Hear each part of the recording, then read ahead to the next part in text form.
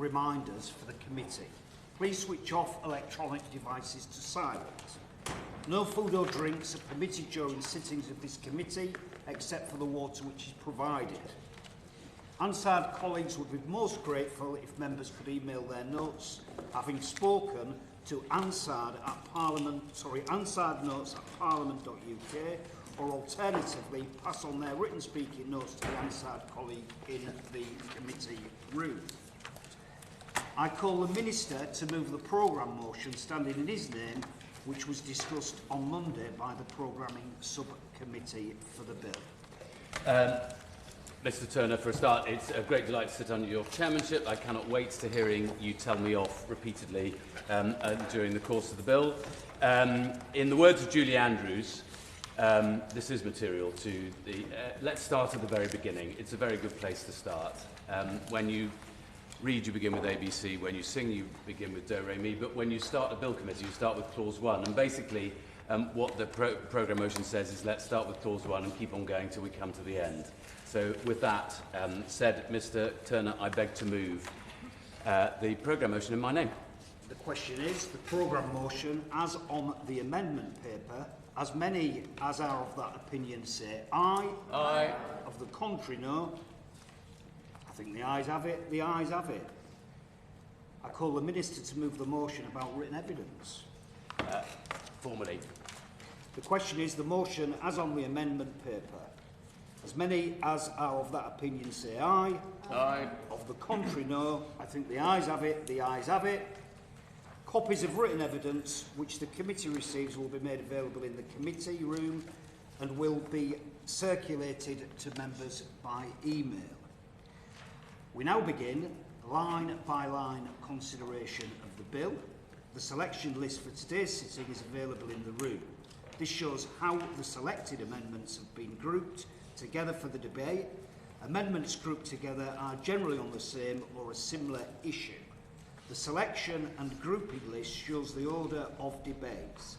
Decisions on each amendment are taken when we come to the clause to which the amendment relates. Decisions on new clauses will be taken once we have completed consideration of the existing clauses of the bill. We begin with Clause 1, Stand Part, with which it will be convenient to also consider new Clause 15. The question is that Clause 1 Stand Part of the bill. Minister.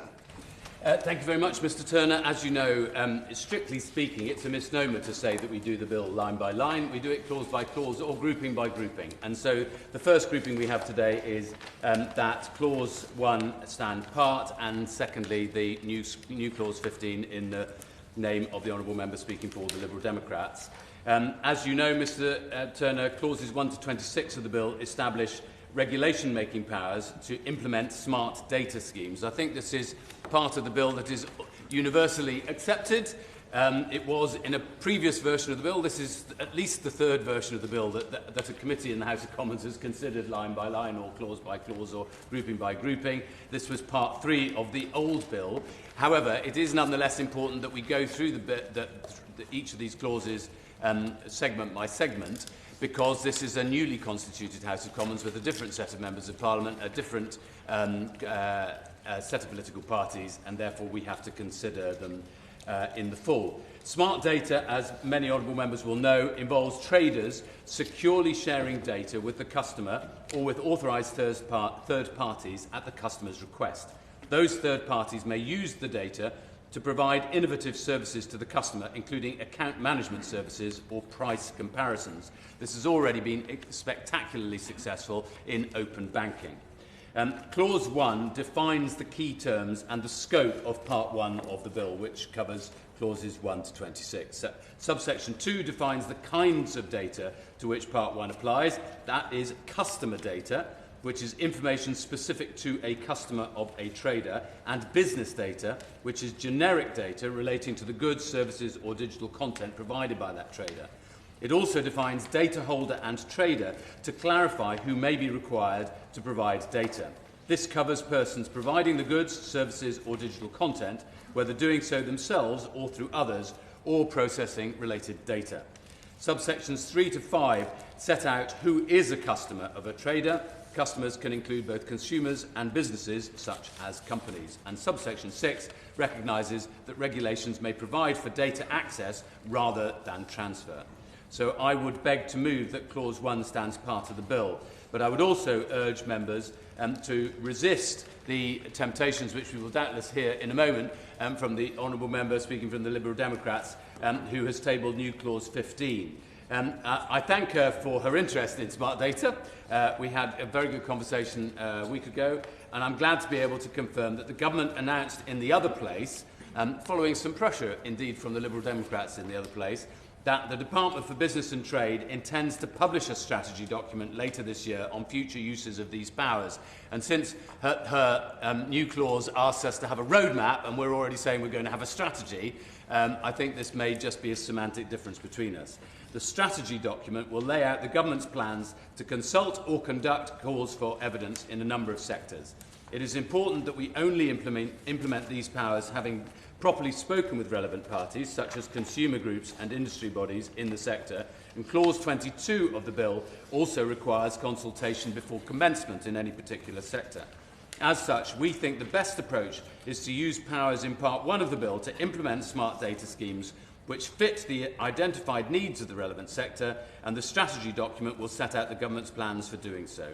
It is for this reason that I ask that the amendment be withdrawn. Thank you, Mr. Turner. Thank you. Shadow Minister, Dr. Ben Spencer. Thank you, Mr. Turner. It's a pleasure to serve under your chairmanship. And I'd just like to start by thanking all members and indeed officials who are taking part in this committee stage. This is, as the Minister was saying, I think the third iteration of this bill. It's been extensively covered in committees beforehand, and we also rely and thank previous and former members and those in the other place for their work on this bill to get where it is to date. And I'm really pleased that the government is taking this forward, and it's been one of the early bills in this parliamentary session.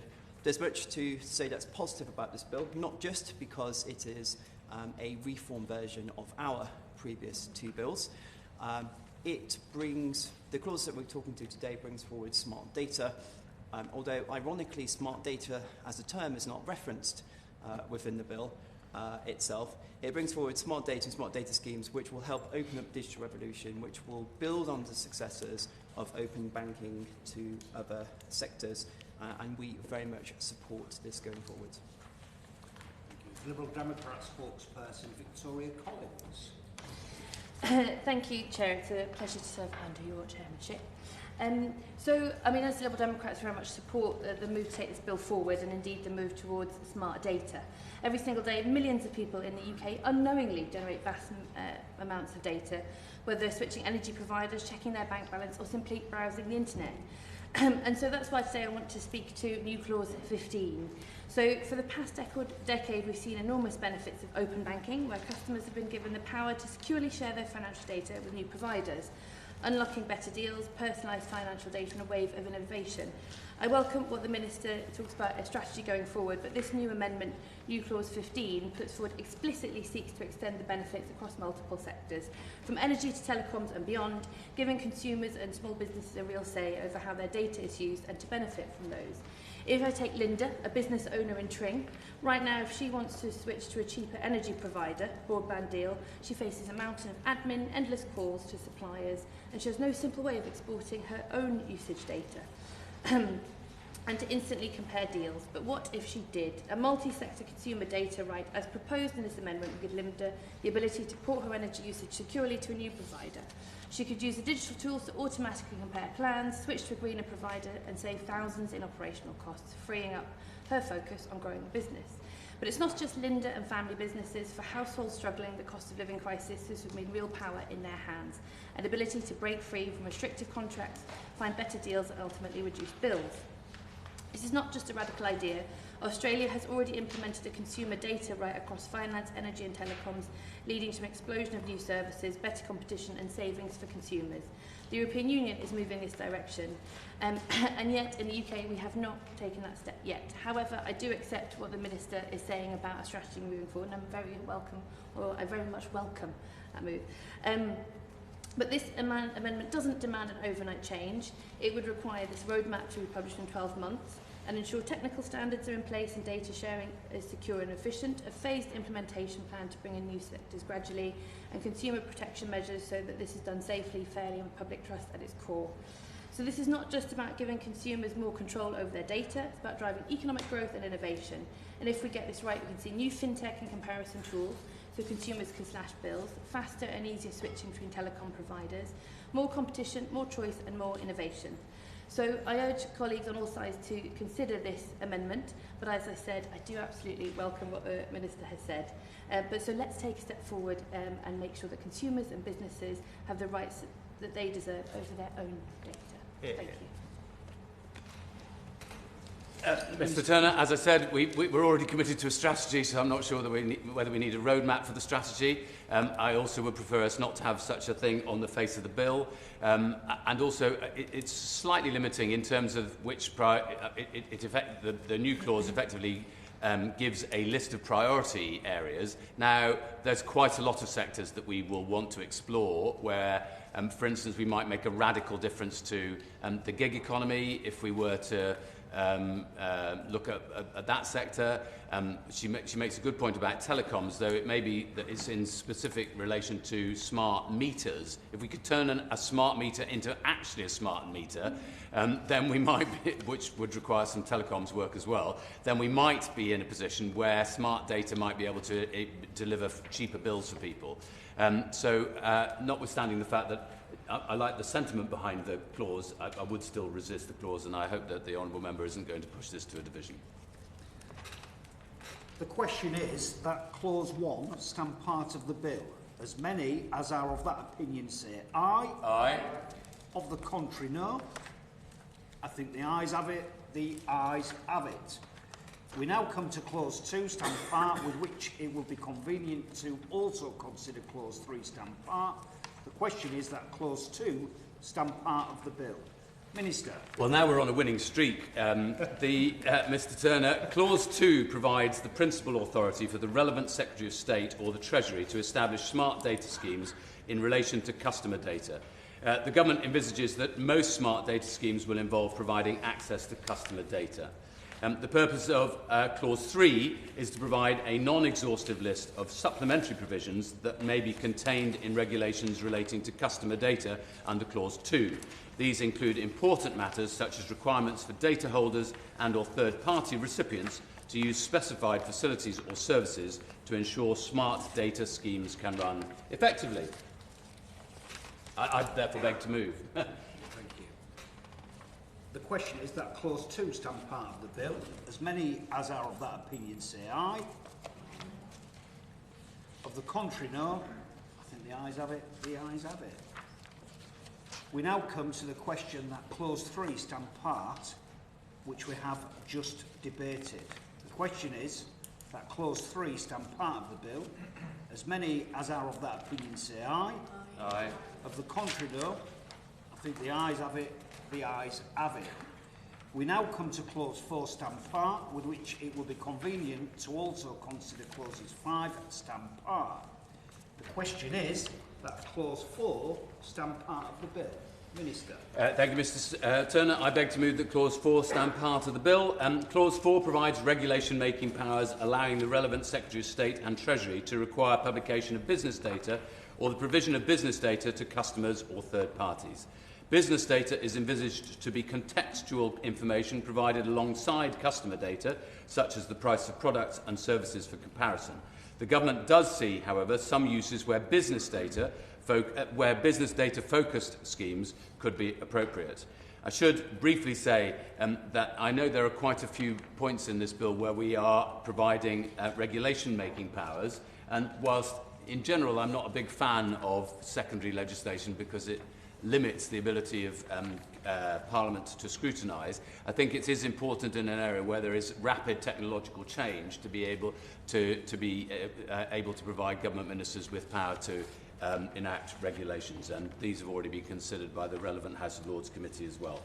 The purpose of Clause 5 is to provide a non-exhaustive list of supplementary provisions that regulations under Clause 4 can contain relating to business data, This clause largely mirrors Clause 3 and contains important provisions relevant to the exercise of powers relating to business data under a smart data scheme. The question is that Clause 4 stand part of the bill. As many as are of that opinion say aye. Aye. Of the contrary, no. I think the ayes have it. The ayes have it. We now come to the question that Clause 5 stand part, which we've just debated. The question is that Clause 5 stand part of the bill. As many as are of that opinion say aye. Aye. Of the contrary, no. I think the ayes have it. The ayes have it. We now come to Clause 6 stand part. The question is that Clause 6 stand part of the bill. Minister. I beg to move that Clause 6 stand part of the bill. It applies where regulations provide for a person, referred to as a decision maker, to decide whether third-party recipients satisfy conditions allowing them to be authorised by a customer to receive customer data or to act on the customer's behalf under Clause 2, or approved to receive business data under Clause 4. This approach of regulating who can receive the data may not be suitable for all smart data schemes, but where it is, it will provide customers with confidence that the third parties they authorise meet approved standards. If regulations provide for a decision maker, they must also provide for the rights of those affected by decisions. These rights may include review of decisions and appeal rights to ensure transparency and accountability. I therefore beg to move that Clause 6 stand part of the bill. The question is that Clause 6 stand part of the bill. As many as are of that opinion say aye. Aye. Of the contrary, no. I think the ayes have it. The ayes have it. We now come to Clause 7 stand part. The question is that Clause 7 stand part of the bill. Minister. I beg to move that Clause 7 stand part of the bill. Clause 7 allows regulations to require the creation of interface bodies. These bodies may provide facilities and services, set standards, or make related arrangements for data sharing interfaces, including APIs. Regulations may require data holders or third-party recipients to set up and fund an interface body. The role which Open Banking Limited currently plays is an example of what we consider an interface body might look like under these regulations. And it's worth pointing out maybe that the vast majority of people in this country would have no idea that smart data is what is behind their ability to have two bank accounts on one mobile phone and the two speak to each other. And that there may be significant advantages for us to be able to unleash this in other sectors as well. Subsection 4 of Clause 7 sets out provisions which regulations may make about the interface bodies. Amongst other things, regulations may confer powers on an interface body for monitoring use of its interface, interface standards, or interface arrangements. This could include powers to require the provision of documents or information subject to restrictions in Clause 9, which we come to later. Regulations may also provide procedures for complaints and enable or require interface bodies to publish or provide persons with specified documents or information relating to their functions. I beg to move that Clause 7 stand part of the bill. The question is that Clause 7 stand part of the bill. As many as are of that opinion say aye. Aye. Of the contrary, no. I think the ayes have it. The ayes have it.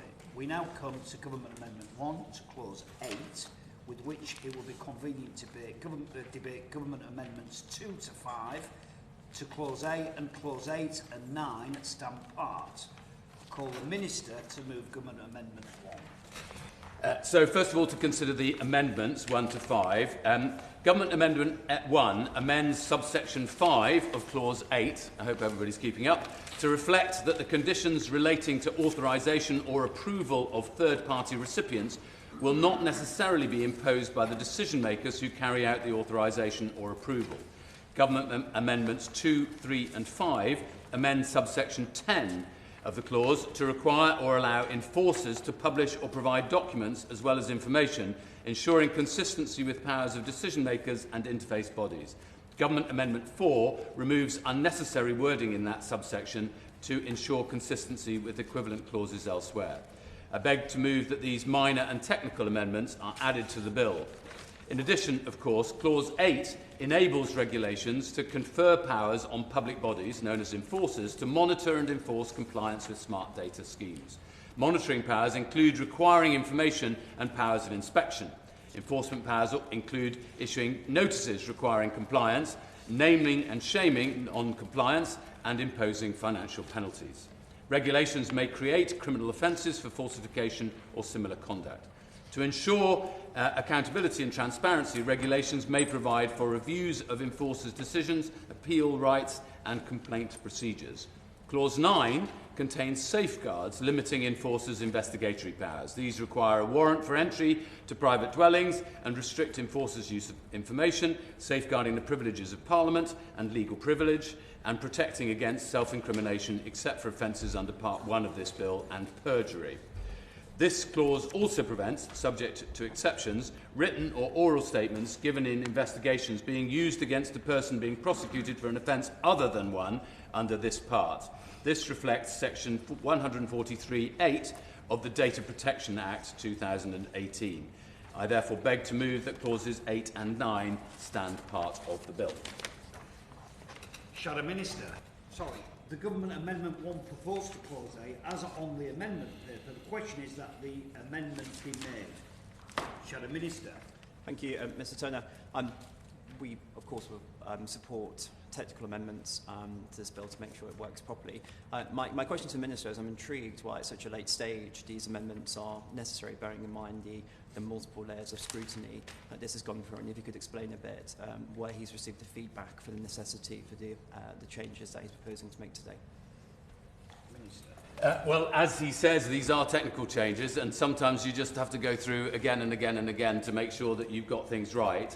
The clause 4, the amendment 4, for instance, which is in clause 8, page 13, line 18, leave out either generally or in relation to a particular case, was simply a matter of working out that the grammar didn't really work.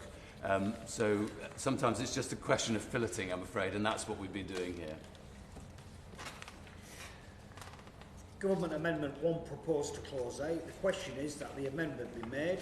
As many as are of that opinion say aye. Aye. Of the contrary, no. I think the ayes have it. The ayes have it. We now come to Government Amendments 2 to 5 to Clause 8, which have just been debated. With the leave of the committee, I'll put a single question on the Government Amendment 2 to 5. Minister to move formally. Formally. Government Amendments 2 to 5 proposed to Clause 8. The question is that the amendment be made. As many as are of that opinion say aye. Aye. Of the contrary, no. I think the ayes have it. The ayes have it. We now come to the question that Clause 8, as amended, stand part of the bill, which we've already debated. The question is that Clause 8, as amended, stand part of the bill. As many as are of that opinion and say aye. Aye. Of the contrary, no. I think the ayes have it. The ayes have it. We now come to the question that Clause 9 stand part, which we've already debated. The question is that Clause 9 stand part of the bill. As many as are of that opinion say aye. Aye. Of the contrary, no. I think the ayes have it. The ayes have it. We now come to the Government Amendment 6 to Clause 10, with which it will be convenient to debate Clauses 10 stand part. Call the Minister to move Government Amendment 6. Mr Turner, it might make more sense in explaining this amendment if I speak about the clause first, even though, of course, we would normally take the amendment first. So Clause 10 provides safeguards on the use of financial penalties. Except where Clause 16 provides otherwise for the Financial Conduct Authority, the amount of the penalty must be specified in or determined in accordance with the regulations. If the regulations allow an enforcer any discretion in that determination, the enforcer must publish and have regard to guidance. Other safeguards include an opportunity for representations before penalties are imposed and rights of appeal to a court or tribunal. Regulations may provide for increase of the penalty in the case of late payment. But Government Amendment 6, which is minor and technical again for some of the same reasons as we adverted to earlier, enables regulations to make provision about what is to be done with any amounts that are paid as part of Clause 10. This is consistent with provisions on fee and levy receipts in Clauses 11 and 12, and this is again another bit of us tidying up the previous version of the bill. I beg to include Government Amendment 6 in the bill and then that Clause 10 stand part of the bill. Government Amendment 6 proposed to Clause 10 as on the amendment paper. The question is that the amendment be made. Government Amendment 6 proposed to Clause 10. The question is that the amendment be made. As many as are of that opinion say aye. Aye. Of the contrary, no. I think the ayes have it. The ayes have it. We now come to the question that Clause 10 as amended stand part, which we have just debated. The question is that Clause 10 as amended stand part of the bill. As many as are of that opinion say aye. Aye. Of the contrary, no. I think the ayes have it. The ayes have it. We now come to Clause 11 stand part, with which it would be convenient to also consider Clause 12 stand part. The question is that Clause 11 stand part of the bill. Minister. I beg to move that Clauses 11 and 12 stand part of the bill. Clause 11 enables decision-makers, interface bodies, enforcers and others to charge fees to alleviate their costs. This is obviously an important part of the bill. It may also enable data holders to charge fees. Except where Clause 15 provides otherwise for the Financial Conduct Authority, the fee amounts must be specified in or determined in accordance with the regulations. If the regulations allow a person to make that determination, they must publish information about the fee and how it is determined. Fees can only be charged on those directly affected by the performance of the relevant functions. This would include data holders, customers and third-party recipients. Regulations may also provide for fees to increase periodically for insistence to cater for inflation and for charging interest on and recovering unpaid fees. Clause 12 enables regulations to impose a levy on data holders or third-party recipients or allow a specified public body to do so. The purpose is to meet costs incurred by bodies performing functions under the regulations and avoid costs to the taxpayer. The levy may only be imposed on persons directly affected by the performance of those functions. If the regulations allow a public authority to impose the levy, the regulations must provide how the rate of the levy and the period in which it is payable are to be determined. The public authority must also publish information about what it determines. The regulations may also make provision for charging of interest and recovery of unpaid amounts. I beg to move that Clauses 11 and 12 stand part of the bill. The question is that Clause 11 stand part of the bill. As many as are of that opinion say aye. Aye. Aye. Of the contrary, no. I think the ayes have it. The ayes have it. We now come to Clause 12 stand part, which has just been debated. The question is that Clause 12 stand part of the bill. The question is that Clause 12 stand part of the bill. As many as are of that opinion say aye. Aye. Aye. Of the contrary, no. I think the ayes have it. The ayes have it. We now come to Clause 13 stand part. The question is that Clause 13 stand part of the bill. Minister. I beg to move that Clause 13 stand part of the bill. The purpose of this clause is to allow the government to provide financial assistance where it is appropriate to do so. Whilst the government expects schemes to be self-financing, as we've referred to in the previous clauses, it is important to have statutory spending authority as a backstop where needed, and that's precisely what Clause 13 provides. The question is that Clause 13 stand part of the bill. As many as are of that opinion say aye. Aye. Of the contrary, no. I think the ayes have it. The ayes have it. We now come to Government Amendment 7 to Clause 14, with which it will be convenient to debate Government Amendment 8 and 9 to Clause 14 and Clauses 14 to 17 stand part. I call the Minister to move the Government Amendment 7. Again, Mr Turner, it might be more convenient if I speak to the clauses first and then come back to the amendments, because then it's a bit more self-explanatory. And I may need to speak at a little bit greater length here. So open banking has revolutionised, as everybody has, I think, already acknowledged, either here or in previous debates, it's revolutionised the UK retail banking sector by enhancing competition and introducing innovative services. Establishing a long-term regulatory framework for open banking will pave the way for its future growth, and this framework will rely on the FCA having the powers necessary for effective regulation and oversight. Clause 14 therefore empowers the Treasury to enable or require the FCA to set rules for interface bodies and participants in smart data schemes, ensuring compliance with essential standards. Clause 15 sets out further detail about the regulation-making powers conferred on the Treasury by Clause 14.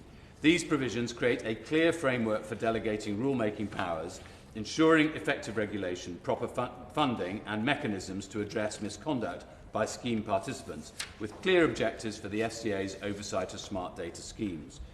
Regulations may enable or require the FCA to impose interface requirements relating to an interface body, as set out for the smart data powers more broadly in Clause 7, and to require fees to be paid by financial services providers to cover interface body costs.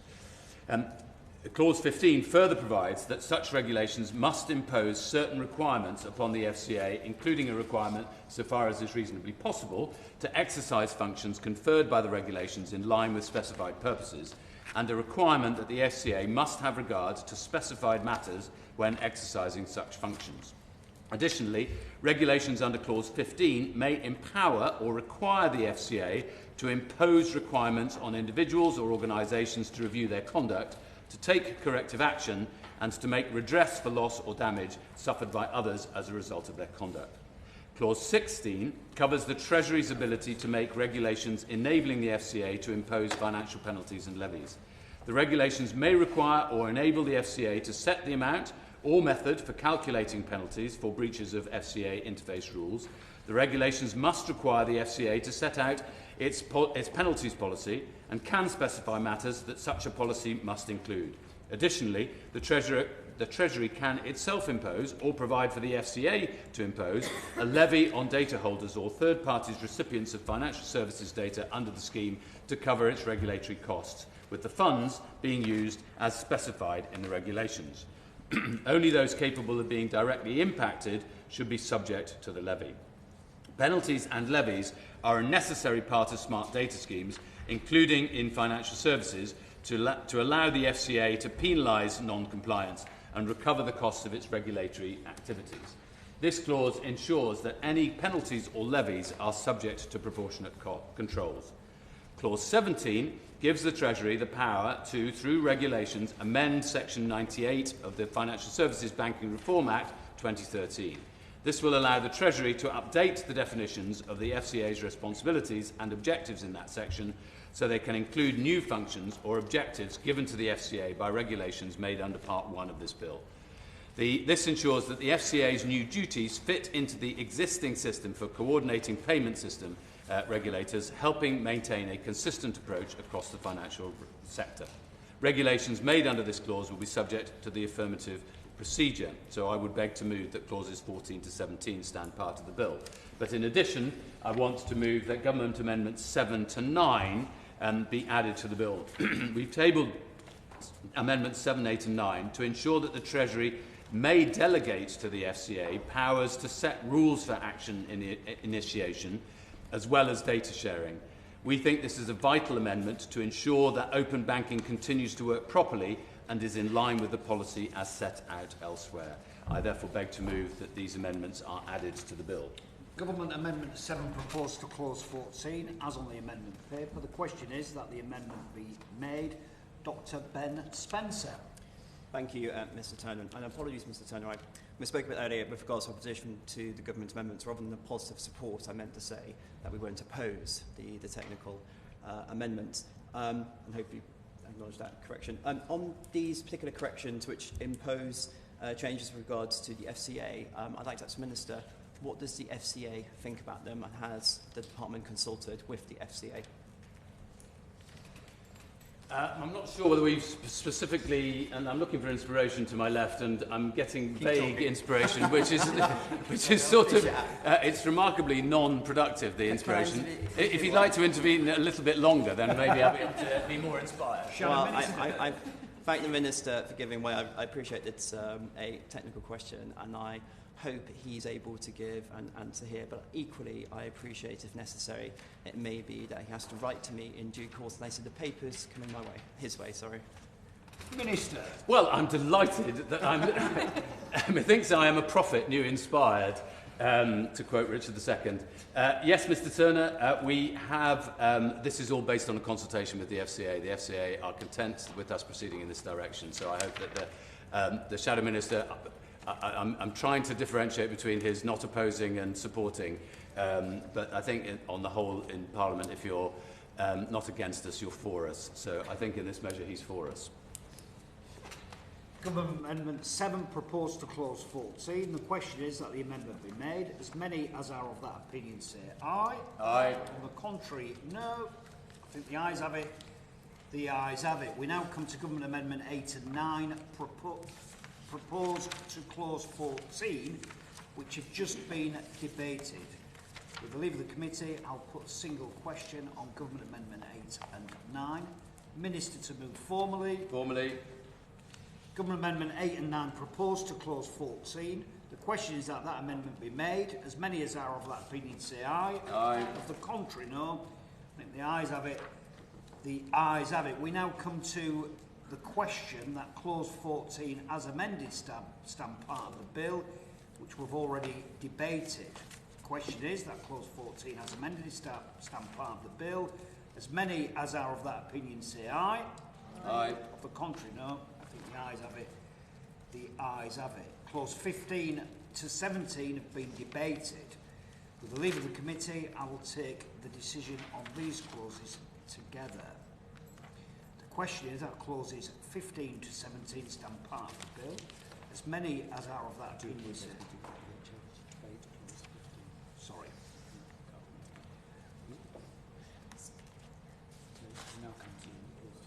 We now come to clause 15.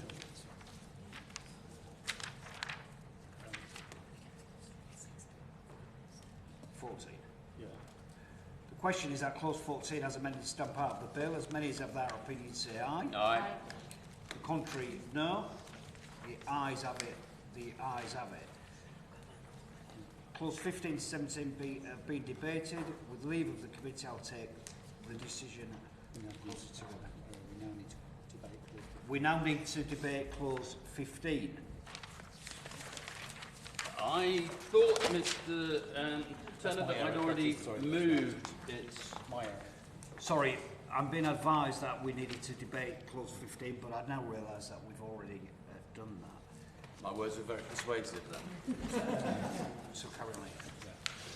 Clause 15 to 17 have been debated. With leave of the committee, I'll take the decision on these clauses together. The question is that clauses 15 to 17 stand part of the bill. As many as of that opinion say aye. Aye. On the contrary, no. The ayes have it. The ayes have it. We now come to clause 18 stand part. The question that clause 18 stand part of the bill. Minister. Mr. Turner, I beg to move that clause 18 stand part of the bill. This is about liability to damages, and clause 18 ensures that public authorities given powers under part 1 are not liable in damages for their acts or omissions in exercising their functions. This mirrors the exemption from liability for the Financial Conduct Authority under the Financial Services and Markets Act 2000 and allows public authorities to carry out their functions effectively. However, regulations cannot remove liability for things done in bad faith or which are unlawful under the Human Rights Act 1998. I therefore beg to move that clause 18 stands part of the bill. The question is that clause 18 stand part of the bill. As many as are of that opinion say aye. Aye. The contrary, no. I think the ayes have it. The ayes have it. We now come to clause 19 stand part. The question is that clause 19 stand part of the bill. Minister. I know all members of the committee were wondering when are we going to review all of these provisions. Unfortunately, we now have a clause. Clause 19 requires review of the regulations at least at 5-yearly intervals. The government recognises the importance of ongoing scrutiny of regulations, and as part of a review, the regulation maker must consider whether the regulations remain appropriate, which you would have thought was rather basic, but anyway. The findings of this review will be published in a report and laid before Parliament. This will uphold our commitment to transparency in the creation and maintenance of future regulations. I beg to move that clause 19 stands part of the bill. The question is that clause 19 stand part of the bill. As many as are of that opinion say aye. Aye. Of the contrary, no. I think the ayes have it. The ayes have it. We now come to clause 20 stand part, with which it will be convenient to also consider clauses 21 to 24 stand part. The question is that clauses 20 stamp part of the bill. Minister. Mr Turner, obviously we're covering several clauses in this section. So, Clause 20 allows regulations to provide that the processing of information they require does not breach obligations of confidence or other restrictions on processing information. However, regulations cannot compel businesses to breach data protection legislation. This mirrors the approach taken towards pensions dashboards in the Pensions Act 2004. Clause 21 outlines further provisions that regulations may contain. These include references to published standards and technical requirements and the conferral of functions. This clause allows the Part 1 powers to be used flexibly and tailored for their purpose. This clause also prevents regulations from enabling a person to set the maximum amounts of fines, financial penalties or fees, which adds to the safeguards in clauses 10 and 11. Finally, the clause stipulates when regulations can amend primary legislation to support I'll try that sentence again. Finally, the clause stipulates when regulations can amend primary legislation to support consumer redress. Clause 22 ensures that regulations are properly scrutinised. It requires that certain regulations are subject to affirmative parliamentary scrutiny. These include regulations which introduce smart data schemes or make them more onerous, contain enforcement provisions, impose fees or a levy, and regulations under the financial services sector clauses. The clause also requires appropriate consultation before making those regulations. Clause 23 clarifies that Part 1 powers may be used to amend existing subordinate legislation dealing with equivalent subject matter rather than creating standalone regulations. This could be used to amend existing data sharing requirements, such as open banking provisions in the Payment Services Regulations 2017. Clause 24 repeals sections 89 to 91 of the Enterprise and Regulatory Reform Act 2013, which Part 1 of the bill replaces. The powers in the 2013 Act are no longer adequate to enable the introduction of effective smart data schemes, as was recognised in the previous iterations of this bill and under a previous government, and we agree. I beg to move, therefore, that clauses 20 to 24 stand part of the bill. The question is that clause 20 stand part of the bill. As many as are of that opinion say aye. Aye. The contrary, no. I think the ayes have it. The ayes have it. We now come to the question that clause 21 to 24 stand part, which we have just debated. With the leave of the committee, I'll take the decision on these clauses together. The question is that clauses 21 to 24 stand part of the bill. As many as are of that opinion say aye. Aye. Of the contrary, no. I think the ayes have it. The ayes have it. We now come to clause 25 stand part, with which it will be convenient to also consider clause 26 stand part. The question is that clause 25 stand part of the bill. Minister. Mr Turner, I had thought that this might have taken a little longer, but we've got, much as I'm tempted to sort of dally on clauses 25 and 26, since 25 it basically defines various terms used in Part 1 of this bill, and Clause 26 provides an index of terms used in Part 1, including those defined in Clause 25. I don't think my heart is in the business of dallying on these two clauses, so without further ado, I beg to move that clauses 25 and 26 stand part of the bill. The question is that clause 25 stand part of the bill. As many as are of that opinion say aye. Aye. Aye. The contrary, no. I think the ayes have it. The ayes have it. We now come to the question that clause 26 stand part, which we've just debated. The question is that clause 26 stand part of the bill. As many as are of that opinion say aye. Aye. Aye. The contrary, no. I think the ayes have it. The ayes have it. We begin with clause 27 stand part, with which it would be convenient to also consider new clause 9. The question is that clause 27 stand part of the bill. Minister. Now, Mr Turner, we move on to part 2 of the bill, which is about digital verification services. These are obviously a very important part of the bill. They lay out how we want to move into a new era. They're absolutely essential to many businesses being able to deliver their services in an effective way, but they're also important to government being able to deliver some of the things that we are hopeful in terms of greater productivity gains in the delivery of services, and also, frankly, turning government-provided services into services that feel as intuitively available and accessible as many services provided in the private sector.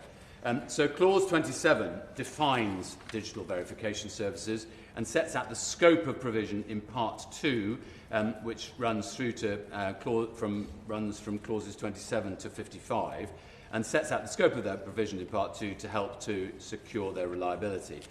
New Clause 9, which I guess we'll hear about in a few moments, which has been tabled by the Honourable Member speaking for the Liberal Democrats, excuse me, Mr Turner, would require organisations to offer non-digital verification services where practicable.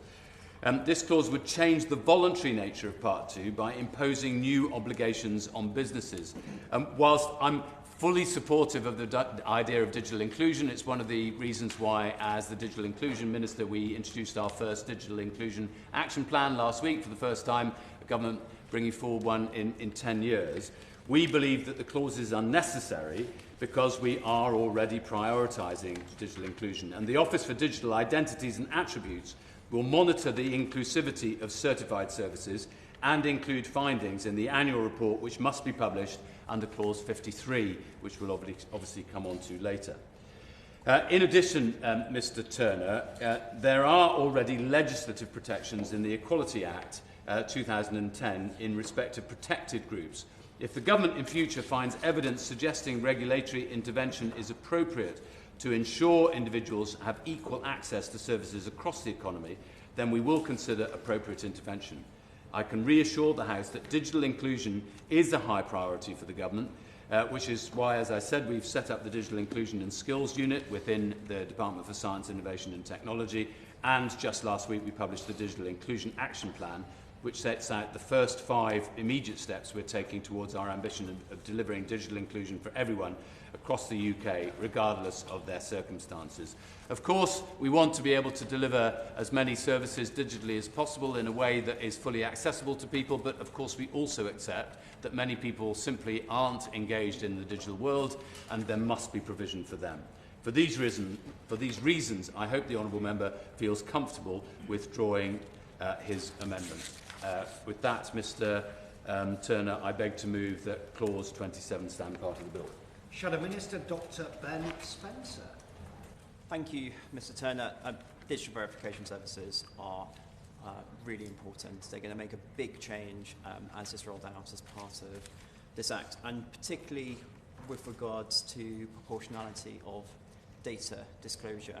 I think it's entirely right, and reading through some of the various reports and briefings, the example which is used, which is if someone's going into a nightclub, why should they have a scanned copy of their driving licence being consumed and contained by whoever the data holder is, when all they need to do is prove their age. These services will open the door to allowing proportionate disclosure of data, so there's both a data assurance component of it, but also a privacy protection component of measures, and we're glad that the government is taking these forwards.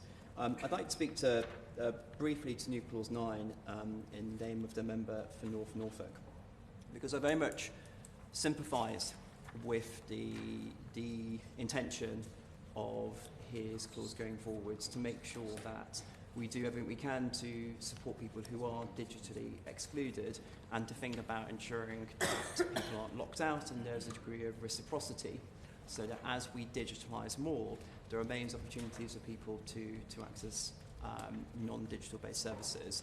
I'm not sure about the binding duty of this provision in terms of scope, in terms of how it plays out, particularly the duties on small providers as opposed to a duty on public service providers. I think those two are different things, but nevertheless I do support the sentiment of what he's taking forward as part of New Clause 9. Steph Ackle-Roy. Thank you, Mr Turner. It's a pleasure to serve under your chairship. And don't get me wrong, there are huge opportunities to improve the seamlessness of services for all users regardless of whether they're accessing those services digitally or not. And what I'm doing in Clause 9 is to try and establish a right to those who do not wish to or cannot use non-digital identification within the verification framework this bill creates. This amendment was also brought forward by the Noble Lord Clement Jones during committee stage of the bill in the other place, and I'm pleased to be bringing it forward in this House too. Just for context, I'm proud to represent the constituency with the oldest age demographic in the country, and that I have, I think, more nonagenarians than any other MP. But data tells us that it's highly likely that I also represent one of the communities with the most digital exclusion. Ofcom themselves say that 18% of those aged over 65 do not have internet access, and there'll be people in all our constituencies who have the same circumstances. The stats also show the number of people on low incomes don't have access to the internet, and in North Norfolk, even some of those who do have slow and unreliable connections. Obviously, I want to see a widening of internet access and widespread digital upskilling, and the Minister is right to mention the importance of digital inclusion, but there are always going to be circumstances where this simply isn't feasible for some people. As Age UK said recently, it will never be possible to get everyone online. And there's a reality that's been accepted in my community where people make sure that information or important documents are available in a diverse range of forms that suit everyone. Currently, the bill before us doesn't ensure a similar equality of access to verification and identification. As Liberal Democrats, we believe in equality of access and freedom of choice for all. As it stands, without an enshrined right to non-digital identification, this bill doesn't provide that. And there are a wide range of highly valid reasons why that might not be possible for someone. They might not be able to access the internet, they might not have the skills or confidence to part safely with important personal data using digital means. They might have concerns about privacy or security or anonymity, and of course the potential for mass surveillance. They might simply not want to. And for something so fundamental as proving who we are, our existence as individuals within the systems of the state and beyond, citizens should not be dictated to about how they can go about doing this. I've also heard concerns from veterans about these proposals. The Veterans ID card, which is held by many of the ex-service personnel that I'm proud to represent, may mean these individuals hand over highly sensitive information about their service, their tours of duty in order to acquire this digital ID.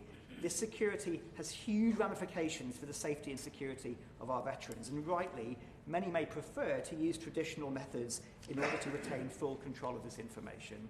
I looked over what the Minister's colleague in the Lords said. My Lib Dem colleague brought forward this amendment, and I was disappointed with the approach she indicated the government was taking, and the Minister has repeated it today. The Minister in the Lord mentioned that the government will take action in the future if evidence emerges that people are being excluded. Well, I can tell the House and the Minister now, people will be excluded. We don't need to wait for the inevitable to happen to legislate against it. We can do it right away and prevent us all returning here in a matter of months or years to pass new legislation to fix the problem that was always coming down the tracks. I note this with even greater interest as the Labour front bench was rather more open to this when they were in opposition. When the matter was raised as part of the Data Protection and Digital Information Bill, the Minister did seem more open to the concerns raised in the Lords from across the benches about the right to non-digital verification. I hope that some of that openness might return if we pass this amendment and return it to the other place. Finally, I hope the Minister will consider accepting our amendment today and providing reassurance to the many who are worried about the potential limitations a digital verification system could place on them. Their concerns are very real and very valid. I know that many constituents in North Norfolk, but also many constituents of all members of this committee, will be hoping to hear reassurances that go beyond what we've heard so far from him, and that their rights will be protected in this bill. Thank you. Minister. Thank you very much. I note the comments from my opposite number in the Conservative Party, and I'm grateful for them.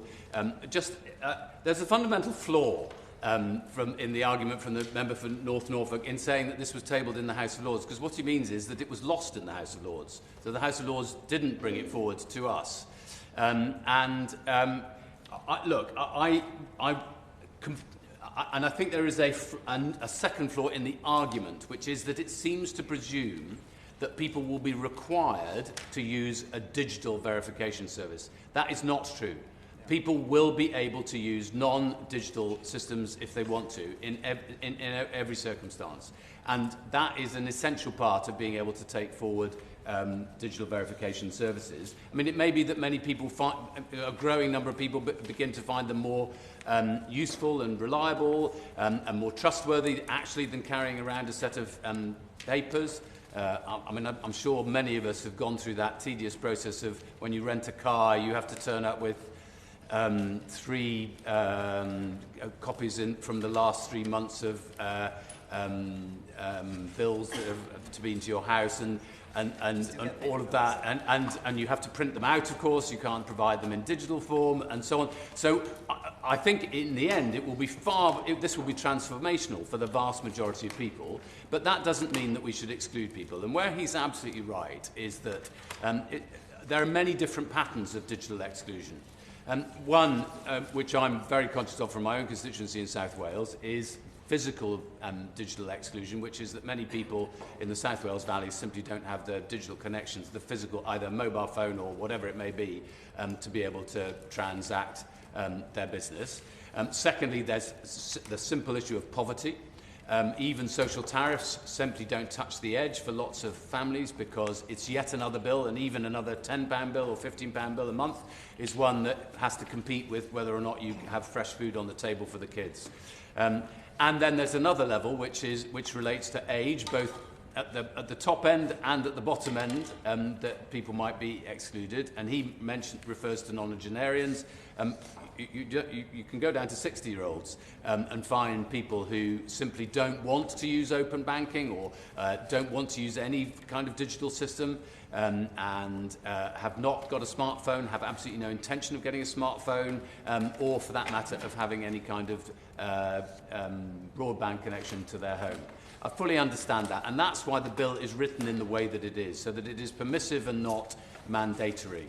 I think that's a really important reason why, although I have sat down and I've listened to the arguments which he's repeated from Big Brother Watch, and I am determined to do everything we possibly can to tackle each and every one of those issues around digital exclusion, and I haven't even referred to the one around skills for people, whether they have some form of disability or they have simply never acquired the digital skills, wanted to acquire the digital skills, or find using a screen particularly difficult for whatever set of reasons.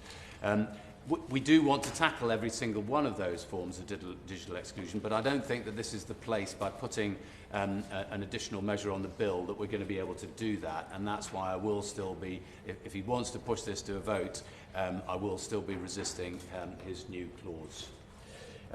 With that, I beg to move still that the clause 27 stand part of the bill, Mr. Turner. Victoria Collins.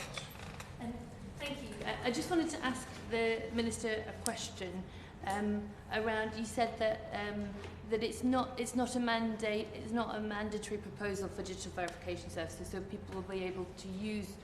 There will be a non-digital version available. But I just wanted to check, what are those guarantees that there won't be, because we've seen in terms of card payments, even in terms of banks, in Harpenden, we lost all of our banks apart from Nationwide, and there was a very big team that campaigned to get a banking hub, because a lot of people said, well, you can either go online or you can drive many, many miles to get to a bank. So just to understand, what are the guarantees in place to help secure that non-digital version?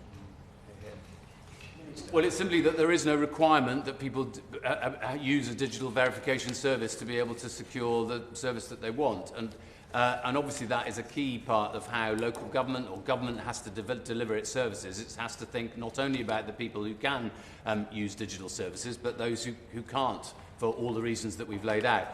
She's absolutely right. I know it's not just in Harpenden. I haven't got a bank in my constituency. I've seen them go one after another, after another, after another. We've got a banking hub. It's had to move. That does provide all sorts of difficulties for people who don't want to do their banking in any other way other than physically going into bank. That's why both our government, many years ago, and then the Conservative government for years was trying to encourage people to use the post office as an alternative means of doing their banking. And I think that that's the pattern that we're going to have to adopt, which is that government will always have to be aware of those, whilst we may want to have all the productivity gains and the added security that digital verification services can provide. we nonetheless need to make sure that others are provided for. All of this is provided for in the bill, I would say adequately. She may disagree with me, but yet again, Mr Turner, I'm still resisting her amendment and his amendment, and I'm still urging that clause 27 stand part of the bill. Victoria. I very much thank the Minister for his reply, and I do understand. I just think, in terms of what happens with new clause 9, I think I will leave that to the right honourable member for North Norfolk to manage. But I do think it's important to state that we have seen a pattern of, as the right honourable member mentioned, that those rights are taken away when we know that people can't access those services, and then the problem is solved after the problem is created. And so I think it's just keeping in mind that we need to think about a way to secure non-digital services, whether it's to public service and your council tax, whether it's to your bank, whatever it is, that we need to think, or that the government needs to think how we can protect those services, whether it's this bill or something else, to help ensure that those excluded can still access a non-digital version of services.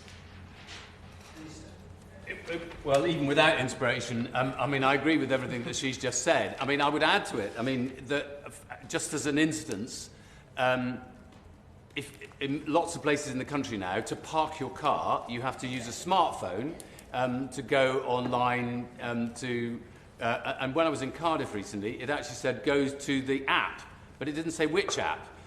What frustrates me is that every local authority in the land seems to have adopted a different app. So if you park in more than one local authority, you have to download app after app after app and then upload all your card details and all the rest of it. Well, I hope to God that one of the things that smart data might be able to solve in the future is this issue around different different apps for parking your car, because the car doesn't change, you don't change, your banking details don't change. The only thing that's changed is the location where you are. However, in order to achieve that, there is a digital exclusion issue, which is that lots of areas simply don't have 5 megabits per second capable download speeds for mobile coverage, even though Ofcom probably suggests that they do have a 99% coverage in all areas from all 4 operators. So my problem is that I think this amendment is trying to correct many deficiencies in society, none of which have anything to do with digital verification services. Thank you. I'm well aware of the Minister's frustration with mobile parking apps, and I sympathise.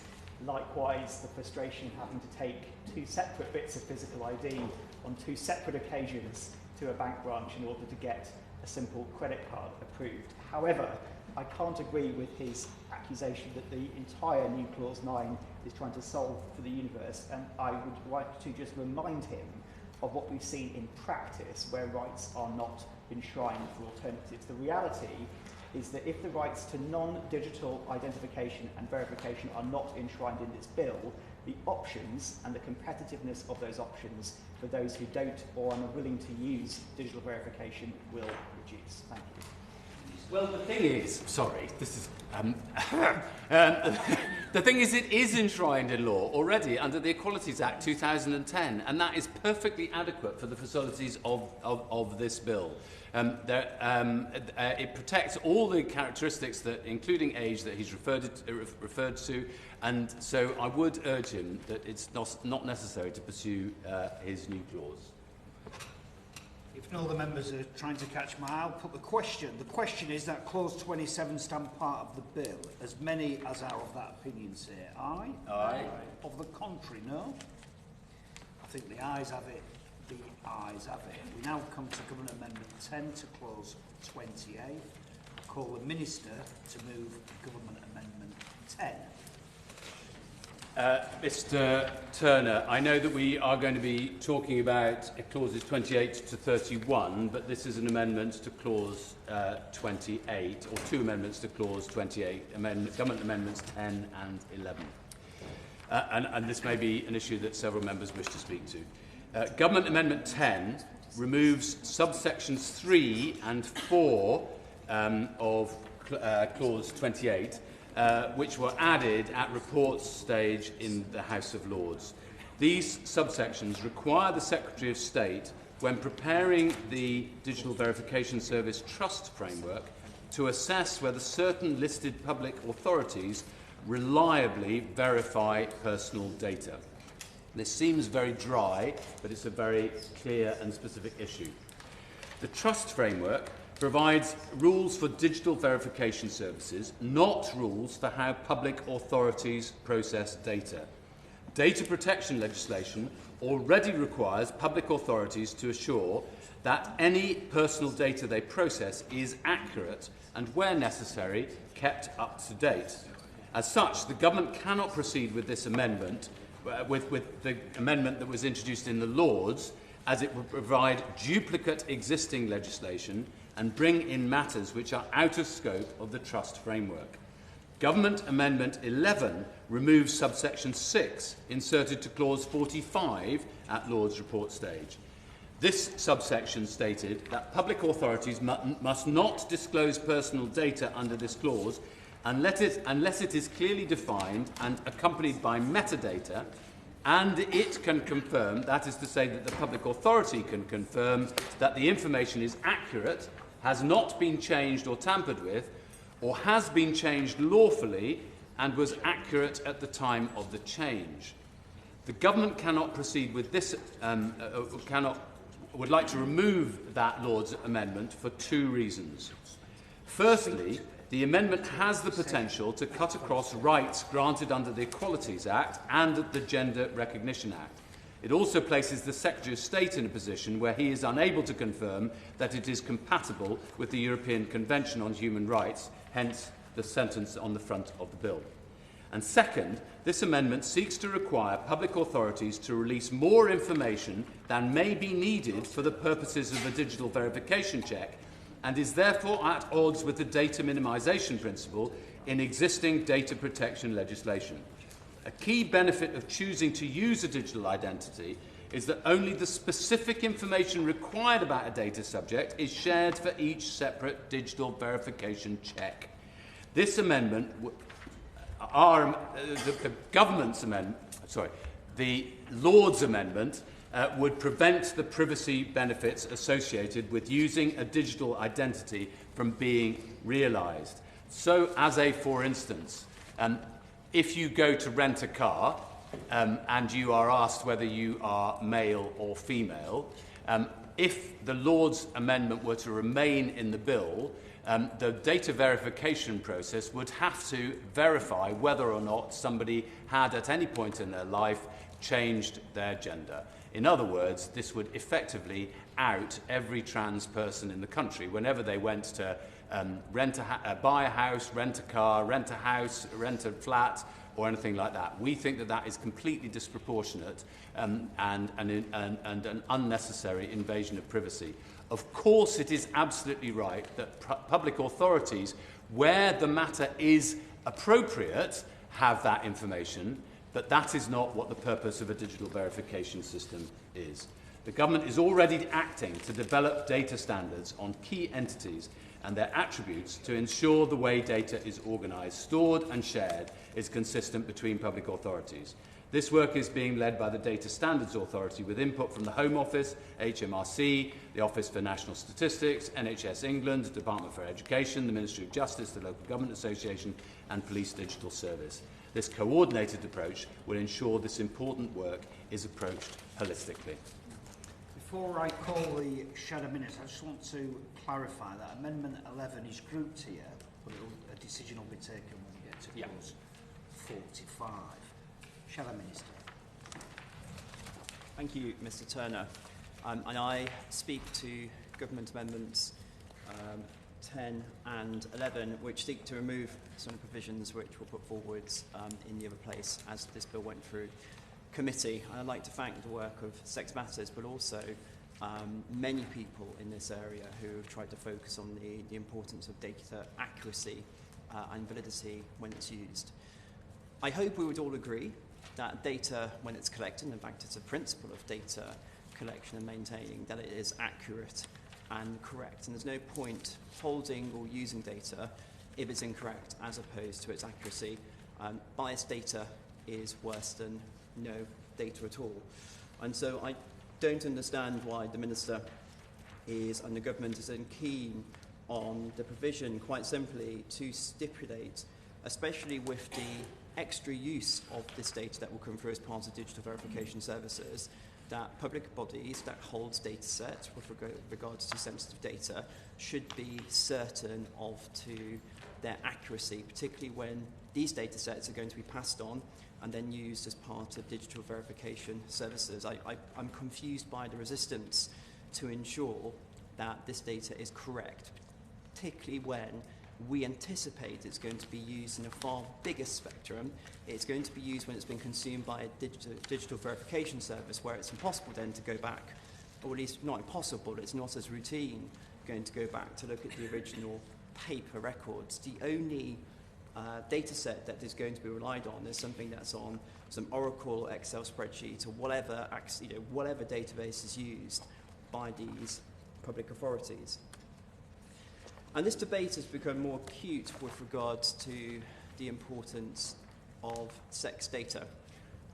It's critical that sex data is available to protect public spaces, to be used when it comes to scientific research, to be able to allocate what someone's sex is as part of medicine and healthcare. And I speak as a former doctor. I guess the kind of interest I'm married to a doctor. The use of sex data is critical when it comes to medical screening programs, when it comes to cervical screening, through prostate screening, to understand and interpret investigations.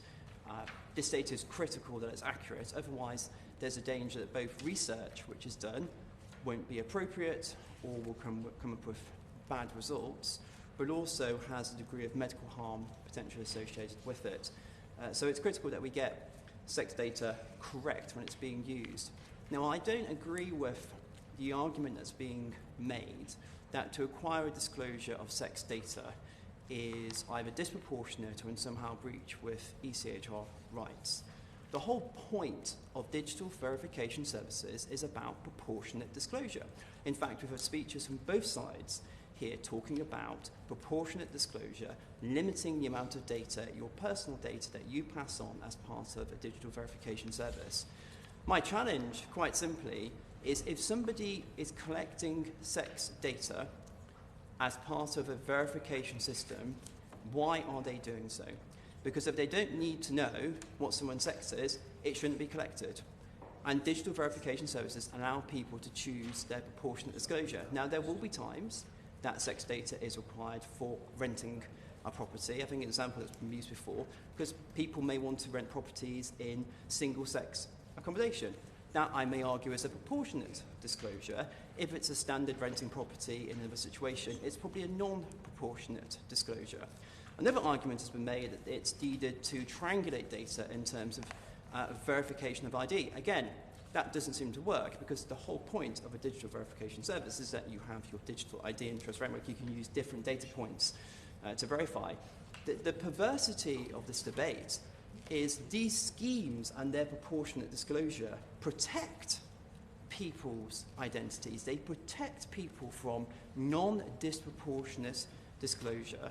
What we're saying is make sure that the data you're using is accurate, it's correct. It says what you want it to say when someone's inquiring about somebody's sex. And if somebody is asking for sex data, but they don't need it, people should be able to say no, which these provisions allow for. So, well, look, this is what's the point of politics? We don't have a debate, eh?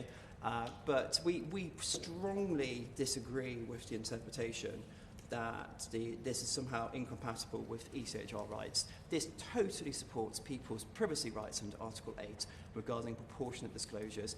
If somebody needs to have someone's sex data, they need sex data. They don't need gender data. These provisions allow for it. And if they don't need sex data, then they shouldn't be collecting it in the first place. Minister, wish to respond? Well, there'll be others, I think. Joe Roberts. Mr. Turner, thank you, and it's an honour to be serving under your chairmanship. Further to the comments made by my honourable friend, does the Minister at least accept that there is a risk posed by this bill of entrenching inaccurate data held relating to sex by public bodies using DDS systems? And notwithstanding his views on amendments, could he please address that point on risk of entrenching inaccurate data? And what steps will the government take to ensure reliability of sex data, to ensure protection of those such as women using female-only spaces? What will he do to ensure that inaccurate data entrenched by this bill will not pose a risk to people in those situations and others? And I'm thinking, of course, services available in healthcare, but that's by no means the only example. If no other members wish to convert, look, I need to make absolutely clear. For a start, the element of section of clause 45, which we are removing in subsection 6, makes no reference to sex or gender at all. The words don't appear on the face of the bill at all. They refer to accuracy and inaccuracy, but they refer to the public authority is able to attest that it has been corrected through a lawfully made correction. And that is obviously aiming at a particular form of lawfully made correction.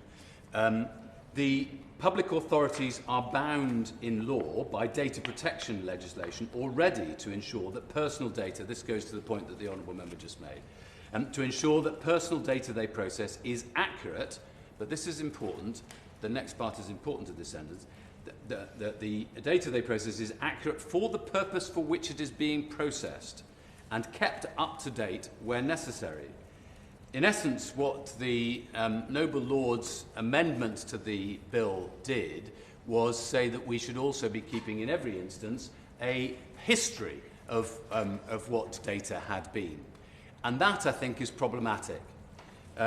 He's absolutely right, the Honourable Member is absolutely right about wanting to preserve women-only spaces. And that is why public authorities are required to process information that is accurate for the purpose for which it is being processed. So in the delivery of healthcare, for instance, when it comes to health screening for transgender and non-binary individuals, the Department for Health has comprehensive guidance that sets out that the NHS default screening, adult screening programmes that are available in England, and it lays out who is invited. And in England, it is up to GPs to ensure that as part of processing gender change, the individual is correctly registered for relevant screenings and in relation to their sex. I simply don't buy this argument that we need to make this provision in relation to all of digital verification services, because whilst of course it is right that in delivery of prison services or the health service or in so many other areas, simple common sense should apply in relation to female-only spaces and wanting to make sure that women are safe. I don't think that this bill, in relation to digital verification services and introducing a measure which would effectively mean that in provision of every digital verification service, whether it is in regard to the provision of some sensitive service or not, you should make this provision. And that's why we've tabled the amendments 10 and 11, and I urge honourable members to support them. Victoria Collins. Thank you, Mr. Chair. And apologies to the Minister. I did want to make a small comment on this, but I do, as Liberal Democrats, we're here to support those amendments from the government. As the Minister has highlighted, these are amendments around digital verification service. It's about proportionality. As Liberal Democrats, it's that balance between that trust and helping to protect privacy, as well as getting the data needed to make our society better. And we believe that the original proposal was had the exact proportionality for that, so we will be supporting the amendment put forward by the government. Amendment 10 proposed to clause 28. The question is that the amendment be made. As many as are of that opinion say aye. Aye. Of the contrary, no. No. Division.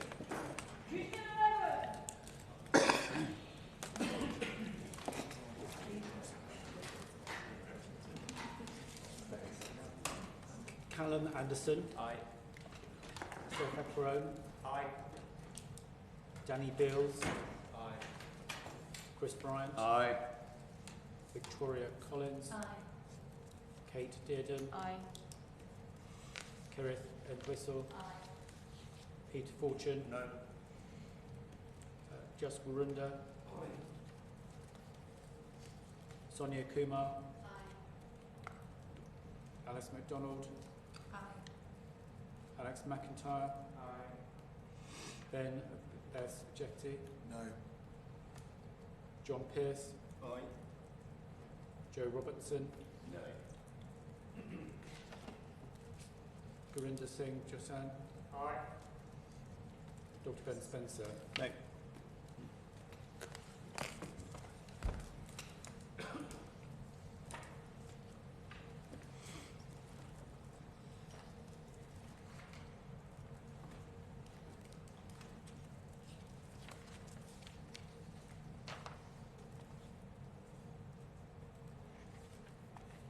The ayes were 13, the noes were 4, so the ayes have it, the ayes have it. We now come to clause 28 as amended, stand part, with which it will be convenient to also consider clauses 29 to 31 stand part. The question is that clause 28 as amended stand part of the bill.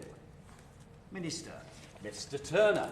Clause 28 requires the Secretary of State to prepare and publish the Digital Verification Service Framework, setting out rules for the provision of digital verification services for providers who want to be certified and appear on a government register.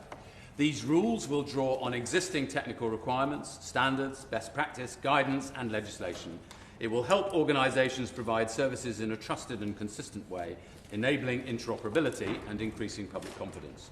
This clause allows the Secretary of State to revise and republish the trust framework as the market evolves. The requirement to consult the Information Commissioner and others whom the Secretary of State considers to be appropriate will ensure the trust framework's development is informed by industry expertise and the wider regulatory environment. Clause 29 allows the Secretary of State to prepare and publish supplementary codes. These codes will be relevant to sectors that require rules to cater for their specific requirements around identity checks, supplementary to those in the DVS trust framework. For example, additional rules are needed when proving someone's right to work in the UK. By working with those operating in such sectors, the Secretary of State can identify market and user needs for these codes, helping to encourage digital identity adoption across the wider economy. The requirement for the Secretary of State to consult with the Information Commissioner and others as appropriate when preparing a supplementary code should also ensure that these needs are taken into account in their development.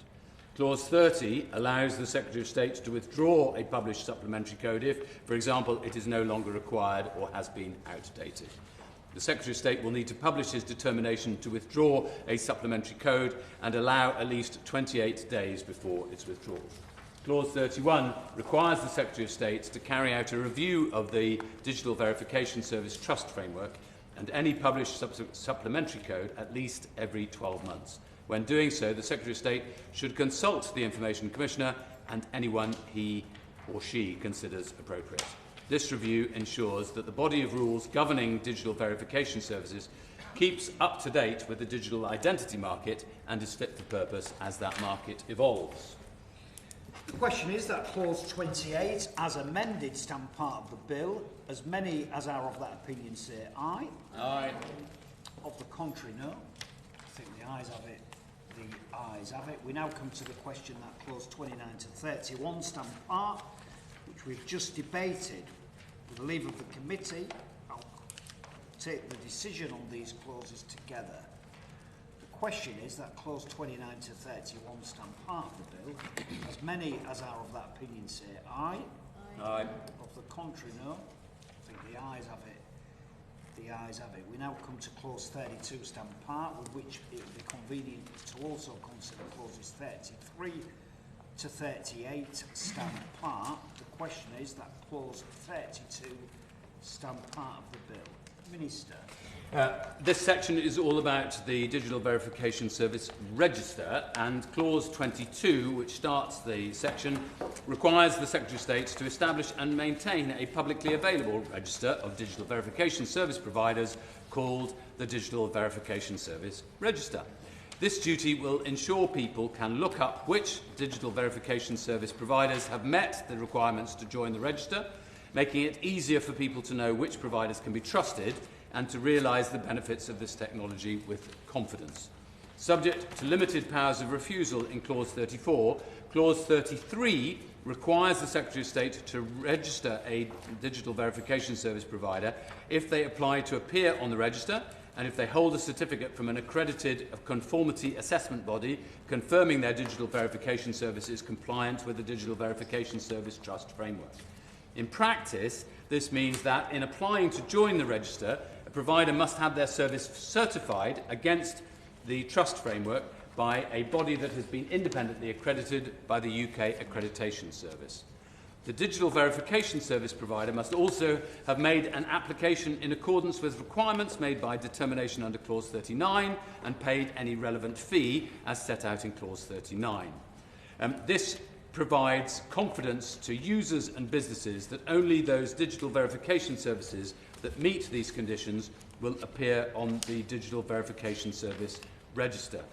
Clause 34 grants the Secretary of State the power to refuse applications to the Digital Verification Service Register in two circumstances. Firstly, where he considers it necessary to do so in the interests of national security, or secondly, where he is satisfied the provider is not compliant with the trust framework. Before a refusal, he must provide written notice of his intention, informing the provider of his reasons and of the opportunity to make representations. He need not share reasons on national security grounds, where to do so would be contrary to those interests. These powers will act as a backstop, allowing the Secretary of State to stop bad actors. I always worry about that term, bad actors. I worry about actors who have appeared in movies that I've not liked. But anyway, to stop bad actors entering the system in circumstances where, for example, he has intelligence that conformity assessment bodies do not. This should increase confidence that registered DVS providers are trustworthy and secure. Clause 35 allows registered digital verification service providers to have multiple certified services listed in the Digital Verification Services Register. The provider must apply for the Secretary of State to amend their register entry to accommodate this. This is largely a technical provision to ensure that the register can operate appropriately and seamlessly when providers offer more than one service that is certified against the trust framework. Clause 36 provides for a registered provider to apply to the Secretary of State to add a supplementary note to their entry in the register if their service is certified against a supplementary code. Their application complies with any requirements set out in a determination under Clause 38, and they have paid any required fee. Supplementary notes will make it easy for people and businesses to see which registered digital verification services are certified against the rules of a supplementary code, so they can find a trusted service that meets their needs. In the same way that Clause 35 allows registered digital verification service providers to have multiple certified services listed in the register, Clause 37 allows providers with multiple services certified against the supplementary code to have that information suitably noted in the register. The digital verification service provider must apply to the Secretary of State to have their supplementary note amended to accommodate this.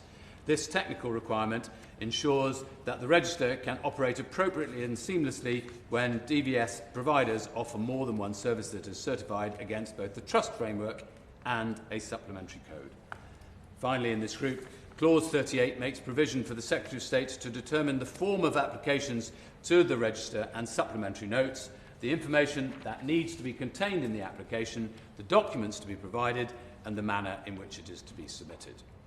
He must publish this determination, which will ensure the requirements are clear for digital verification service providers who wish to make an application. For the same reason, if he revises the determination at a later time, this must also be published. I beg to move that clauses 32 to 38 stand part of the bill. The question is that Clause 32, as amended, stand part of the bill. As many as are of that opinion say aye. Aye. Of the contrary, no. I think the ayes have it. The ayes have it. We now come to the question that clause 33 to 38 stand part, which we've just debated. With the leave of the committee, I'll take the decision on these clauses together. The question is that clauses 33 to 38 stand part of the bill. As many as are of that opinion say aye. Aye. Of the contrary, no. I think the ayes have it. The ayes have it. We now come to clause 39, stand part. The question is that clause 39 stand part of the bill. Minister. Mr Turner, I beg to move that clause 39 stands part of the bill. It provides for the Secretary of State to make regulations regarding the payment of fees for applications to the register and applications for supplementary notes. The regulations will be subject to the negative resolution procedure. The fees can be set at a level higher than the administrative costs of determining applications or associated with a DVS provider's ongoing registration in the DVS register.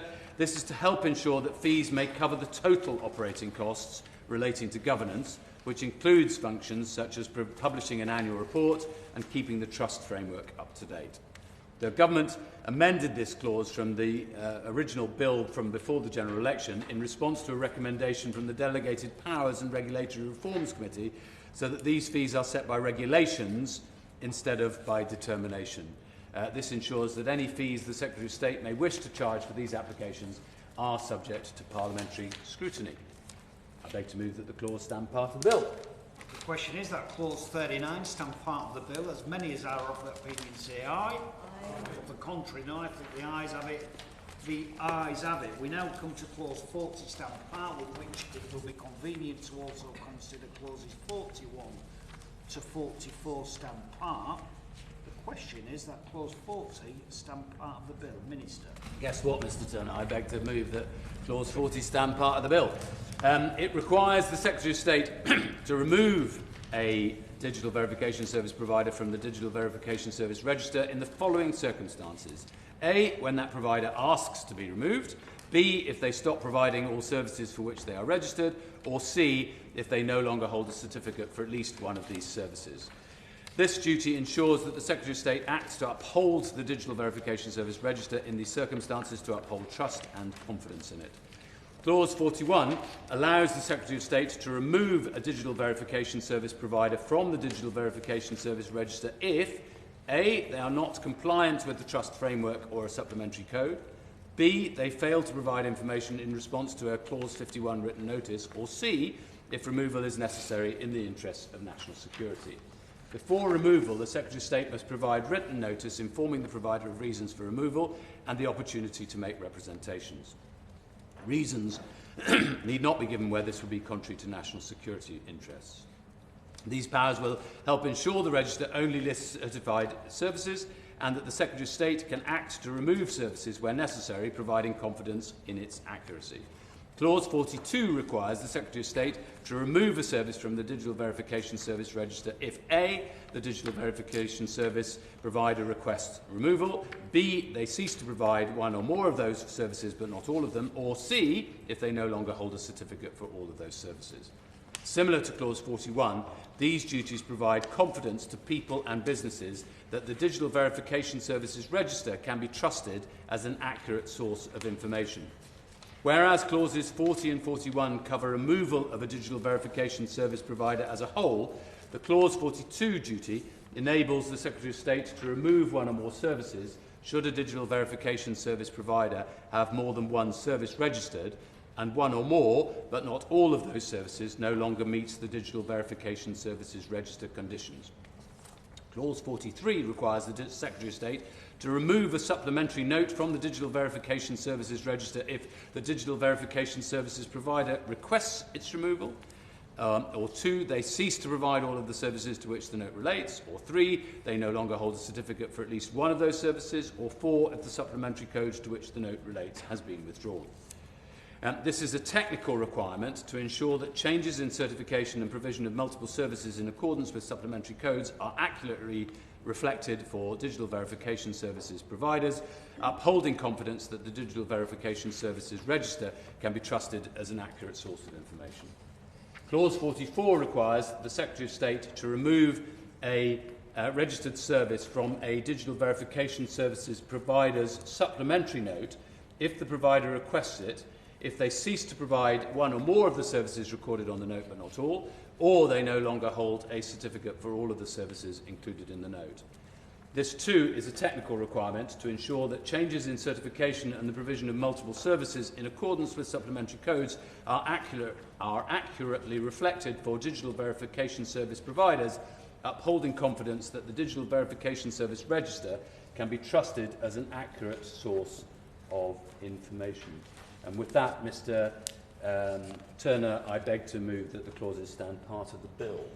The question is that clause 40 as amended stand part of the bill, as many as are of that opinion.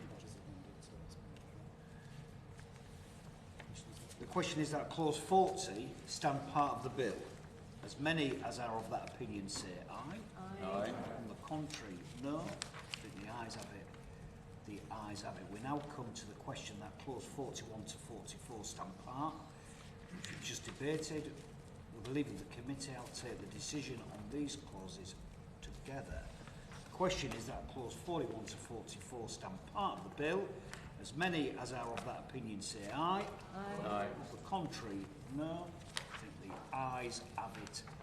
The ayes have it. We now come to the Government Amendment 11 to clause 45,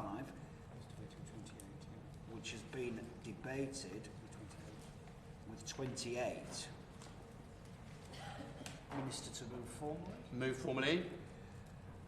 Government 11 proposed to clause 28, 45. The question is that the amendment be made. As many as are of that opinion say aye. Aye. Of the contrary, no. No. Division. Whip's all right, happy? Callum Anderson. Aye. Steph Aquaron. Aye. Danny Bills. Aye. Chris Bryant. Aye. Victoria Collins. No vote. Kate Dearden. Aye. Kirith Entwistle. Aye. Peter Fortune. Warunta Juss. Sonia Kumar. Alice MacDonald. Aye. Alex McIntyre. Ben Obeth-Jekti. No. John Pearce. Joe Robertson. No. Gurinder Singh Jasan. Dr. Ben Spencer. No.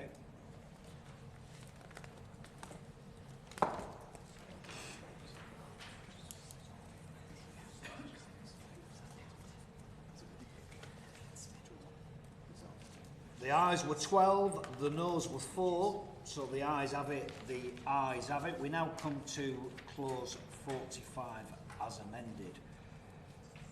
Stand part. The question is that clause 45 stand part of the bill. Minister. I beg to move that clause 45 as amended stand part of the bill. This creates a permissive information gateway. This will enable public authorities to share information relating to an individual with registered digital verification services when requested by the individual. The gateway enables digital identity checks to be made against public authority data, thereby increasing the trustworthiness of identity and eligibility checks across the economy.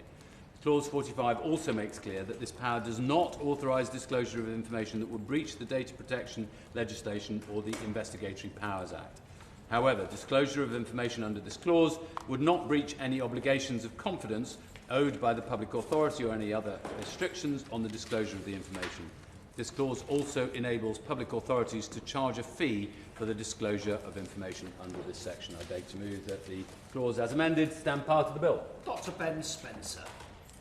Thank you. I'm not going to rehash the previous debates that we've had, and clearly the committee's made its decision. No matter how disappointing that is, I just wanted to pick up a point that the Minister said previously about the use of common sense in terms of arbitration decisions when it comes to access to protected same-sex spaces. How does common sense as a motion, I think I fully support common sense, but how does it play out in a situation where somebody has gone for a digital verification service which has used data which is held by a local authority, which has been changed by later date, or in effect as gender data, How is that resolved? Minister. I think I'm going to have to write. We've agreed the amendment, so I think this is slightly rehashing that debate. I'm very happy to write to the member on it, which he'll have before we come back for committee on Thursday. The question is that clause 45 as amended stand part of the bill. As many as are of that opinion say aye. Aye. Of the contrary, no. The ayes have it, the ayes have it. We now come to clause 46 stand part, with which it will be convenient to also consider clauses 47 and 48 stand part. The question is that clause 46 stand part of the bill. Minister. I beg to move that clauses 46, 7 and 8 stand part of the bill. They relate to His Majesty's Revenue and Customs, the Welsh Revenue Authority and Revenue Scotland, respectively. These clauses provide additional safeguards to any information disclosed through the information gateway by these bodies. They place restrictions on onward sharing and create offences for the wrongful disclosure of such data, thereby creating appropriate protection for tax data shared through the gateway. A similar provision is not required for Northern Irish tax data, as HMRC is responsible for the collection of devolved taxes in Northern Ireland. The Government will not commence measures to enable the disclosure of information held by HMRC until the Commissioners for HMRC are satisfied that the technology and processes for information sharing uphold the particular safeguards relating to taxpayer confidentiality and therefore allow information sharing by HMRC to occur without adverse effect on the tax system or any other function of HMRC. With that, I beg to move that clauses 46 to 48 stand part of the bill. The question is that clause 46 as amended stand part of the bill. As many as are of that opinion say aye. Aye. Of the contrary, no. I think the ayes have it, the ayes have it. We now come to the question that clause 47 and 48 stand part, which we've just debated. With the leave of the committee, I will take the decision on these clauses together. The question is that clauses 47 and 48 stand part of the bill. As many as are of that opinion say aye. Aye. Of the contrary, no. I think the ayes have it, the ayes have it. We now come to clause 49 stand part. The question is that clause 49 stand part of the bill. Minister. I'm sure members were wondering when we were going to have a code of practice, and this is the clause that introduces it. Clause 49 requires the Secretary of State to prepare and publish a code of practice for the disclosure of information under the information gateway created in clause 45. Code of practice will provide guidance and best practice for such disclosure, including what information should be shared, who it should be shared with, and how to share that information securely. In preparing and revising the code, the Secretary of State must consult with the Information Commissioner, devolved governments and other appropriate persons. The code will be laid before Parliament before it is finalised, and the first version of the code will be subject to the affirmative procedure and subsequent versions to the negative procedure, allowing proper parliamentary scrutiny. Shadow Minister Dr Ben Spencer. Thank you. Within the Code of Practice, will it include information on the proportionate disclosure of data through the DVS scheme? Yes. The question is that clause 49 stand part of the bill. As many as are of that opinion say aye. Aye. Aye. Of the contrary, no. I think the ayes have it, the ayes have it. We now come to clause 50 stand part. The question is that clause 50 stand part of the bill. Minister. I beg to move that clause 50 stand part of the bill. This enables the Secretary of State to designate a trust mark to be used only by registered providers in the provision of digital verification services. This will help users identify those digital verification service providers that have been assessed as reliable and trustworthy. This clause gives the Secretary of State the power to bring civil proceedings against unauthorised use of the trust mark. The trust mark has now been registered as a trademark in the UK, so the Secretary of State will also be able to take appropriate legal action against misuse under trademark law. I beg to move that clause 50 stand part of the bill. The question is that clause 50 stand part of the bill. As many as are of that opinion say aye. Aye. Of the contrary, no. I think the ayes have it, the ayes have it. We now come to clause 51 stand part. The question is that clause 51 stand part of the bill. Minister. Mr Turner, Clause 51 enables the Secretary of State to issue written notices to accredited conformity assessment bodies and registered digital verification service providers requesting information that he may reasonably require to exercise his functions under Part 2 of the bill. This could include information on inclusion, fraud or other statistical information to assist the Secretary of State in carrying out his duties under this part of the bill. The notice must state why the information is required and may specify or describe particular information together with the form in which it must be provided, the time within which and where it must be provided. This clause also sets out circumstances where disclosure would not be required, for example, where it would contravene the data protection legislation. Non-compliance with this clause by registered providers may result in removal from the Digital Verification Services Register, and I therefore beg to move that Clause 51 stand part of the bill. The question is that Clause 51 stand part of the bill. As many as are of that opinion say aye. Aye. The contrary, no. I think the ayes have it. The ayes have it. We now come to Clause 52 stand part, with which it would be convenient to also consider Clauses 53 and 54 stand part. The question is that Clause 52 stand part of the bill. Minister. Mr Turner, I'm conscious that we're steaming towards the end of Part 2 of the bill.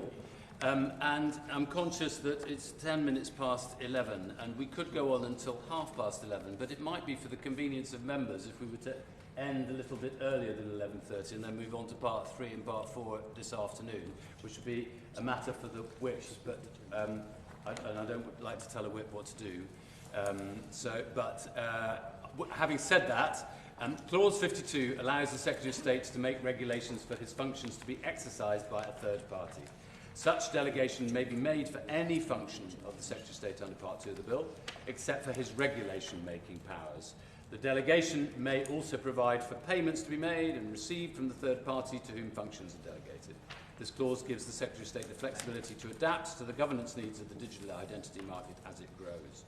Governance functions will initially sit within the Department for Science, Innovation and Technology, and future plans to delegate any function in Part 2 of the bill will be carefully considered and subject to parliamentary scrutiny under the affirmative procedure. Clause 53 requires the Secretary of State to prepare and publish reports on the operation of Part 2 of this bill at least every 12 months, with the first report due 12 months after the commencement of Clause 28, which concerns the publication of the Digital Verification Service Trust Framework. These reports will be published on gov.uk. This publication will strengthen transparency in the government's digital identity programme and will boost trade in the market. I'll say that again, Mr Turner.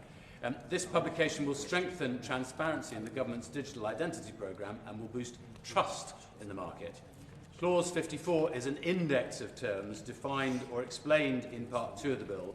It sets out subsection numbers where definitions and explanations can be found. I beg to move that the clauses stand part of the bill. I beg to move that we adjourn the bill committee for this morning.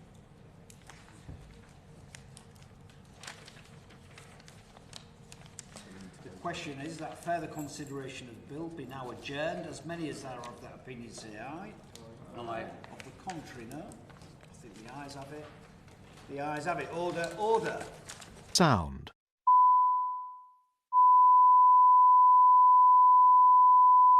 Committee Room 11, sound.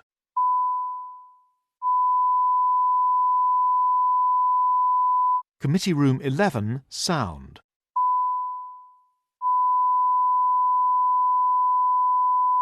Committee Room 11, sound.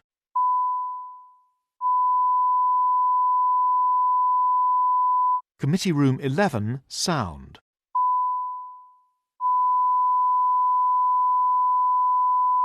Committee Room 11, sound.